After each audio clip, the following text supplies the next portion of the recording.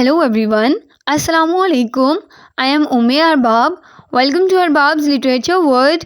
उम्मीद करती हूँ आप सब खैरियत से होंगे. So in today's video we are going to discuss our legendary writer Qurratulain Hyder. आज की इस वीडियो में हम कुर्रतुल-लैन हैदर की कंप्लीट ऑटोबायोग्राफी को डिस्कस करेंगे. कुर्रतुल-लैन हैदर, जिन्हें उर्दू लिटरेचर में नावल निगारी की मलका भी कहा जाता है, उनके कुछ इम्पोर्टेंट वर्क्स को डिस्कस करेंगे. तो चलिए आज की इस वीडियो को शुरू करते हैं. सबसे पहले हम इनकी बायोग्राफी को डिस्कस करेंगे. Qurratulain Hyder was born on 20 January 1927 in Aligarh, Uttar Pradesh, India, and she died 21 August 2007 में. ये इंडिया के एक शहर नोएडा में इनकी डेथ हुई. Qurratulain Hyder was an Indian Urdu novelist. ये एक इंडियन उर्दू नॉवलिस्ट रह चुकी थी. इनको उर्दू इंडियन नॉवलिस्ट क्यों कहा जाता है ये मैं आपको बाद में बताऊंगी. And short story writer and academic and journalist. ये जर्नलिस्ट के तौर पर भी काम कर चुकी थी. कुर्रतुल-लैन हैदर, अगर हम इनके वर्क को, इनके नाम जो है उसको ट्रांसलेट करें तो उसका लिटरली मीनिंग बनता है सोलेस ऑफ द आइज़, यानी कि आँखों की ठंडक या आँखों का सुकून. इस टर्म को एज एन इंडियरमेंट के तौर पर यूज़ किया गया है, जिसका मतलब है कि अफेक्शन और मोहब्बत के लिए इस टर्म को यूज़ किया गया है. कुर्रतुल-लैन हैदर को एनी आपा के नाम से भी जाना जाता है, और ये नाम उनके फ्रेंड्स और इनके जो एडमायरर्स थे उन्होंने दिया. She started writing when she was just 11 years old. जब ये 11 साल की थी तब से ही इन्होंने अपने राइटिंग का कैरियर स्टार्ट कर लिया था.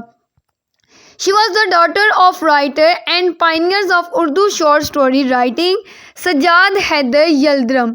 ये एक उर्दू के पायनियर राइटर थे, यानी कि मारूफ व मशहूर राइटर थे. सजाद हैदर यल्दरम की ये बेटी थी. सजाद हैदर यल्दरम की डेट ऑफ बर्थ की बात की जाए तो 1880 में यह पैदा हुए. 1943 में इनकी डेथ हुई. इनकी जो मदर थी Nazar Zahra, who wrote as first as Binte Nazar Baqar. अब जो इनकी पेरेंट्स थे, कुर्रतुल-लैन हैदर के जो पेरेंट्स थे, फादर और मदर, ये दोनों ही राइटर थे. सो जो कुर्रतुल-लैन हैदर थी वो एक इल्मी ख़ानदान से ताल्लुक़ रखती थी. हम ये भी कह सकते हैं कि अदब के हवाले से ये जो मशहूर है ये इनको विरसे में मिला, क्योंकि ये एक अदबी और इल्मी ख़ानदान से बिलोंग करती थी. अब इनकी जो मदर थी नज़र ज़ारा, वो भी एक उर्दू की नॉवलिस्ट रह चुकी थी. इनका जो फर्स्ट नावल था बिनते नज़र बाकर, वो इनकी जो फ्रेंड थी मोहम्मद बेगम, उनके जो हस्बैंड थे सैयद मोहम्मद अली, उन्होंने इसका जो फर्स्ट नावल है वो पब्लिश करवाया.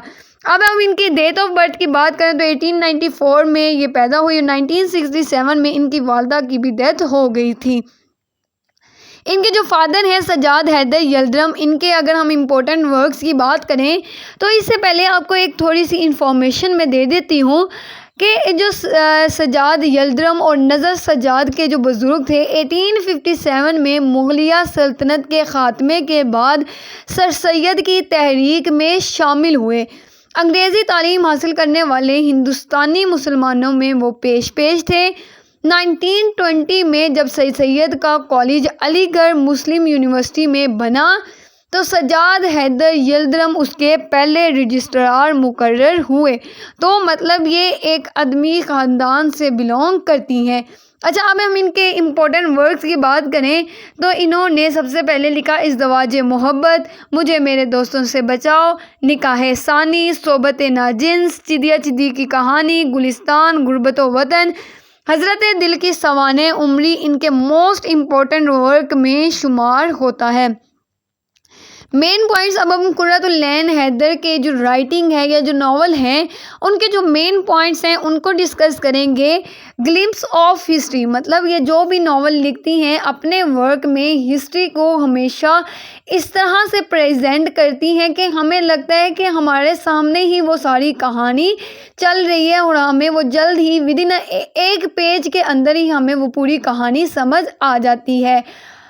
इनमें जो इनका मशहूर नावल है आग का दरिया, उसमें उन्होंने 5000 साल कबल पहले जो बरज़गीर की हिस्ट्री थी उसको बताया है। Powerful of nature of time, मतलब अपने नावल में ये नेचर ऑफ टाइम की भी बात करती हैं। Description of landscape like Thomas Hardy का मशहूर नावल है ना टेल्स ऑफ टू सिटीज़, उसमें भी वो टाइम का बहुत ज़्यादा जिक्र किया जाता है। तो इनका जो वर्क है, इनके जो नावल हैं, उसमें भी टाइम को बहुत ज़्यादा प्रेफर किया गया है। थॉमस हार्डी को landscape of description of time भी कहा जाता है।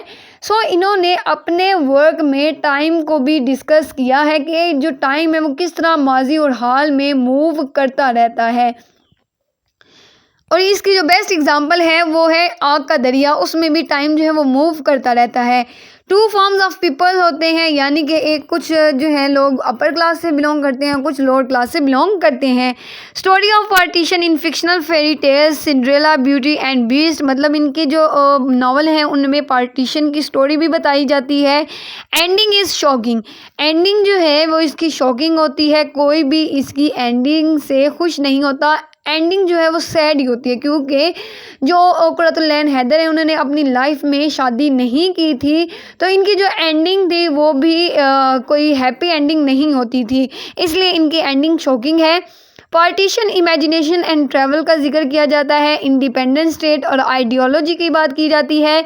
लिटरेरी फिनोमिना की बात होती है। सोशियो पॉलिटिकल एनालिसिस की बात की जाती है। टू कॉम्प्लीमेंट्स होते हैं, यानी कि किसी एक बात को प्रेफर नहीं किया जाता, दोनों बातों को ही प्रेफर किया जाता है। Feminism and non native Urdu literature, इनके जो रीडर्स हैं वो फेमिनिज्म और नॉन नेटिव उर्दू लीडर्स भी होते हैं। अभी में इनके जब नावल्स रीड करते हैं, जब नावल्स हम पढ़ते हैं, तो उसमें पता चलता है कि असल में पार्टीशन क्या है। पार्टीशन इनका जो इस पे ही बेस करती है ना इनके जितने भी नावल्स हैं, क्योंकि ये कहती हैं कि पार्टीशन के बाद हर चीज़ बदल गई थी। इंडिया और पाकिस्तान जब बने थे, तब इनकी जब बरज़गीर की सब कॉन्टिनेंट में पार्टीशन हुई, तो लोग आपस में एक दूसरे से नफ़रत करने लग पड़े। हर तरफ हज़ारों की तादाद में लोगों की डेथ हुई थी। तो इसकी वजह से वो कहती है कि असल में पार्टीशन ये होती है। Rain's defense, short sighted in the novels, mingled of history and culture present time। अब इनको जो टाइटल दिए गए हैं वो टाइटल पॉम पॉम डार्लिंग, इनको जो इस्मत चुगताई है उन्होंने इसको ये टाइटल दिया था। इनको उर्दू लिटरेचर की वर्जीनिया वुल्फ के नाम से भी बुलाया जाता है, और एनी आपा भी इनका टाइटल है। जो कुरतुल ऐन हैदर है उनको क्रैन डैम भी कहा जाता है। क्रैन डैम बोलते हैं मुअज़्ज़िज़ खातून या ख़ानदानी खातून भी इनको कहा जाता है, because she influenced major transformation in the literature of this language by introducing new genre and thought to it। इसीलिए इन्हें क्रैंड डैम के नाम से, ये एक बहुत इंपॉर्टेंट शॉर्ट क्वेश्चन भी बन सकता है, आप इसको लाजमी देख लीजिएगा कि इनको क्रैंड डैम किस लिए कहा जाता है, क्योंकि इन्होंने अपने वर्क में न्यू जॉनरा और थॉट्स को इंट्रोड्यूस करवाया। इसीलिए थ्रू आउट हर writing she aim to change perception about women. अपनी राइटिंग में ये हमेशा चेंज ऑफ परसेप्शन की बात करती थी वुमेन के मुतालिक। उर्दू में औरतों का अपना अलग से भी अपना स्ट्रॉन्ग उनका प्रेस था, फेमिनिस्ट प्रेस। मेरी वालिदा खुद एक बड़ी अपने ज़माने की अर्लीस्ट हिंदुस्तान की फेमिनिस्ट में थी। She made her mark in the world of Urdu literature and happens to be first female Urdu novelist। कहा जाता है इनके बाद अब तक कोई अच्छी उर्दू नॉवलिस्ट नहीं आई, और ये बेस्ट उर्दू नॉवलिस्ट कंसीडर की जाती हैं उर्दू लिटरेचर में फ़ीमेल के तौर पर। After finishing her education from Indraprasha College, Delhi, and Lucknow University, Isabella Thornburn College, she moved to Pakistan in 1947, then lived in England for some time before finally returning to India in 1960। सबसे पहले जब partition हुई तो ये पाकिस्तान में आई अपने अजीज़ो अकारीब के पास, लेकिन उसके बाद ये मूव कर गई दोबारा इंडिया में। तो इसीलिए मैंने आपको कहा था कि इंडियन उर्दू नावलिस्ट इसलिए कहा जाता है। अगर ये पाकिस्तान में ही रहती और इनकी डेथ होती तो इनको पाकिस्तानी उर्दू नावलिस्ट के तौर पर भी जाना जाता, लेकिन ये फिर चली गई वापस इंडिया में, इसलिए इनको इंडियन नावलिस्ट के तौर पर कहा जाता है। She lived in Bombay for nearly 20 years before shifting to Noida, New Delhi, where she had been staying till her demise. अपने लाइफ के जो आखिरी डेज थे वो इन्होंने न्यू दिल्ली में ही गुजारे और ये तकरीबन 22 इयर्स इन्होंने अपने वहीं पे गुजारे न्यू दिल्ली में। शी नेवर मैरिड, इन्होंने अपनी लाइफ में कभी भी शादी नहीं की। She migrated along with her family members to Pakistan in 1947। 1947 में ये मूव किया इन्होंने पाकिस्तान में आफ्टर पार्टीशन, लेकिन तब इनके जो फादर थे उनकी डेथ हो चुकी थी at the time of independence in the wake of burning trains of corpses going in to and out of both countries as Muslims move to Pakistan and Hindus to India. Independence की बताई गई है कि किस तरह जो इंडिया के लोग थे वो पाकिस्तान में कुछ ने पाकिस्तान की तरफ मूव किया और जो पाकिस्तान के थे उन्होंने इंडिया की तरफ मूव किया क्योंकि पार्टीशन हो चुकी थी। She is best known for her magnum opus. Magnum opus बोलते हैं अपने मशहूर काम की वजह से, जो इनका बेस्ट वर्क था वो था आग का दरिया, रिवर ऑफ फायर, जिसे इंग्लिश में फिर ट्रांसलेट किया गया। A first novel published in Urdu 1959 में इसको पब्लिश करवाया गया लाहौर पाकिस्तान में। यहाँ पर पाकिस्तान में आने के बाद उन्होंने इस नावल को लिखा और उसको पब्लिश करवाया गया 1959 में। लेकिन जब ये पब्लिश हुआ तो ये नावल बहुत ज़्यादा कंट्रोवर्शियल नावल हुआ, बहुत ज़्यादा तनकीद का इनको सामना करना पड़ा। इसकी वजह से ही कुर्रतुल-लैन हैदर वापस इंडिया चली गई थी। इंडिया से उन्होंने मूव किया था पाकिस्तान की तरफ, लेकिन जब इनको यहाँ पे तनकीद का सामना करना पड़ा तो ये वापस इंडिया चली गई। Soon after publication, she decided to go back to India where she had since lived. She worked as a journalist to earn her living but kept publishing short stories, literary translation and novels regularly, by now almost 30 in numbers. अब हमने वो बताया था ना कि किस लिए move किया, तो इसमें एक राइटर हैं उनके बात का हवाला लेते हैं।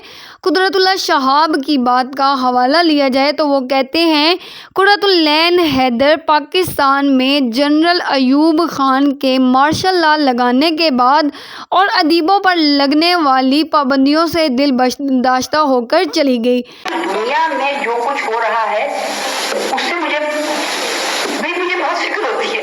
मैं बहुत जो तशद्दुद है इस वक्त, मैंने उसके बारे में इसमें लिखने की कोशिश की है। वायलेंस जो हमारी साइकी में आ गया है। She worked as a radio and magazine journalist and taught at several universities in India and the US, fluent English and Urdu. अब जो है ये उर्दू में भी राइटिंग करती थी और इंग्लिश में भी ये नावल लिखती थी। इन्होंने जब ये कंट्रोवर्शियल हुआ तो इन्होंने इंडिया में आके खुद अपने इस आग का दरिया नावल को इंग्लिश में ट्रांसलेट किया। She wrote to live in England and work for BBC before returning to India in 1961. BBC में भी इन्होंने काम किया। She translated work of world literature from English to Urdu, including some of her own into English, और अपने ही कुछ जो novel थे उनको इंग्लिश में फिर ट्रांसलेट भी किया। इनके अवार्ड्स की बात की जाए तो she received a number of notable literary awards during her life time, including India's highest literary honour the Jnanpith award, the Sahitya Akademi award and Sahitya Akademi fellowship award इन्होंने हासिल किए। उसके बाद इंडिया के जो हाईएस्ट लिटरेरी ऑनर में शुमार होते हैं वो अवार्ड्स भी इन्होंने हासिल किए। पद्मश्री और पद्मा भूषण ये इनके कंट्रीज़ के मोस्ट इम्पोर्टेंट अवार्ड्स आते हैं। ज्ञानपीठ अवार्ड उर्दू में सबसे पहले फ़राग गोरखपुरी को मिला, उसके बाद कुर्रतुल-लैन हैदर को ये मिला, और ये मोस्ट जो फेमस आते हैं अवार्ड्स में वो इन्होंने अवार्ड्स हासिल किए। उनकी एक पिक्चर्स ये इसमें दिखाई गई है, पद्मश्री और पद्मा भूषण अवार्ड जो इनको मिला, और बाकी जो साहित्य अकेडमी अवार्ड्स हैं वो भी इनको मिले। नेक्स्ट अब हम इनके इम्पोर्टेंट वर्क्स की बात करते हैं। इनके इम्पोर्टेंट वर्क्स में मेरे भी सनम खान ने, जिसे माई टेम्पल्स टू इंग्लिश में ट्रांसलेट किया गया, पतझड़ की आवाज़, the sound of falling leaves, the street singers of Lucknow and other stories 1996, originally published in Urdu, A Season of Betrayals, a short story and 2 novels, 1999 में पब्लिश हुए, Eyes of the Mist। इनको भी English में translate किया गया। ये इनके most important work में आते हैं। ये नावल हैं, ये बहुत ज़्यादा इम्पोर्टेंट हैं, जैसा कि सितारों से आगे, आग का दरिया, आखिरी शब के हमसफ़र, और इसमें आते हैं मेरे भी सनम खान ने, अगले जन्म मोहे बिटिया ना कीजियो, पतझड़ की आवाज़ इनके मोस्ट इम्पोर्टेंट नावल में शुमार किए जाते हैं। अब कुरातुल-ऐन हैदर की डेथ की बात की जाए तो Qurratulain Hyder died in Noida hospital near New Delhi, India on 21st August 2007 after a productive lung illness. अपने लंग इलनेस की वजह से इनकी डेथ हुई। She was buried in the Jamia Millia Islamia में इनको दफन किया गया न्यू दिल्ली में। Her death has been condoled by the president and prime minister of India and chief minister of home state Uttar Pradesh. मतलब कि इनकी जो डेथ थी वो हर किसी के लिए ही दुख का बायस थी, क्योंकि एक बहुत इल्मी अदब की जो राइटर थी वो बिछड़ रही थी दुनिया से, तो इनकी डेथ बहुत ज़्यादा ही कंडोलमेंट गम का सबब बनी। मिस्टिसिज्म है ये हमारी कल्चर की एक रॉक बेस है, क्योंकि मिस्टिसिज्म जो थी या जो है वो इंसान दोस्ती पर उसकी बुनियाद है, और इंसान दोस्ती जो थी वो हमारे अदब की बुनियाद थी। इसमें देखिए आपको कहीं पर उर्दू अदब में, उर्दू शायरी में सबसे ज़्यादा अगर अटैक किया है मुल्ला पे। अब इनके जो नावल हैं, इनके नावल्स में बेसिकली बात की जाती है पार्टीशन की। पार्टीशन से पहले के जो लोग थे वो किस तरह रहते थे। इंडिया और पाकिस्तान के जो लोग थे आपस में प्यार और मोहब्बत से रहते थे, लेकिन जो अंग्रेज़ों की चालाकियाँ थी वो भी इनके नावल में दिखाई गई हैं कि किस तरह उन्होंने अपने फ़ायदे के लिए इन दो लोगों के दरमियान रिलीजन का मसला क्रिएट करके इनमें फूट डाली और इनको आपस में लड़वाया, और ख़ुद अपना जो बेनिफिट है, अपनी जो फ़ायदेमंद चीज़ें हैं उनको वो लेते गए। इनके नावल, इस नावल में आग का दरिया में ज़्यादातर इन चीज़ों को ही दिखाया गया है। और फिर उसके बाद आफ्टर पार्टीशन दिखाई गई है कि किस तरह तबाही हुई हर चीज़। इनके लिए असल में जो पार्टीशन थी वो इनके लिए काफ़ी तकलीफ़ का बाइस बनी, बहुत ज़्यादा ये दिल बर्दाश्त हुई इन सारी चीज़ों की वजह से, क्योंकि ये पार्टीशन के बाद जो लोग थे उनकी काफ़ी ज़्यादा डेथ हुई, बहुत से लोगों की जानें गई, और उसके बाद जो इंडिया और मुस्लिम दोनों कंट्रीज़ के लोग थे वो आपस में एक दूसरे से बहुत ज़्यादा नफ़रत करने लग गए। इन नावल में बहुत ज़्यादा इन चीज़ों को दिखाया गया है। Thank you so much. आज की वीडियो के लिए बस इतना ही। मिलते हैं नेक्स्ट वीडियो में, तब तक के लिए अल्लाह हाफिज़। अपना बहुत सारा ख्याल रखिएगा।